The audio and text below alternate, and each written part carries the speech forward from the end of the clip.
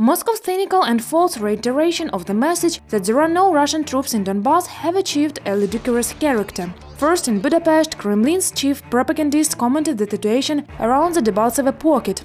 Of course it's bad to lose. It's a disaster for the defeated, especially if you lose to yesterday miners or tractor drivers.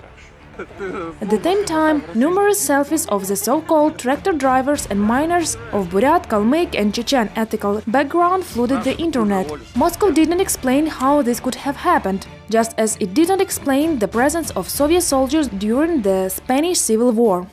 Do you remember how the Soviet actor Kryuchkov played in the movie about combat actions in Spain? They were taught to act as if they were Spanish and no one else. So maybe you're French. However, how come you have facial features of a typical Ryazan resident? I want to say that similar things happened during the Soviet times and they keep happening now. Unfortunately, it's a great ideological tragedy for Russia and it does not change. Moreover, the British journalist Graham Phillips, who became Kremlin's mouthpiece, was seen in front of Russian tanks T-72B3 near Debaltseve. Only the Russian army has such tanks. The Kremlin seems unwavered by this fact. I have nothing to add on the arms issue. President Putin has repeatedly said that there were no other armaments in Ukraine except for the Soviet and the Russian ones. Ukrainian government quickly responded to Kremlin's denial by organizing a special exhibition that showcased exclusively Russian army weapons and equipment seized from Buryat miners. After that, Moscow strategists changed their tactic.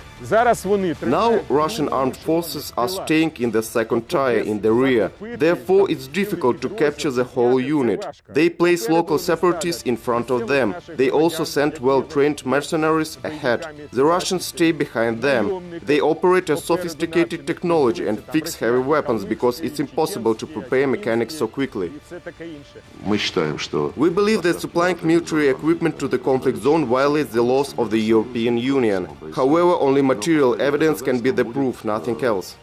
It is not difficult to get that Moscow would acknowledge the presence of its troops and arms in eastern Ukraine only after it takes over the entire Donbas area, similar to what happened in Crimea. That is why we will not hear a word of truth from the Kremlin spin doctors.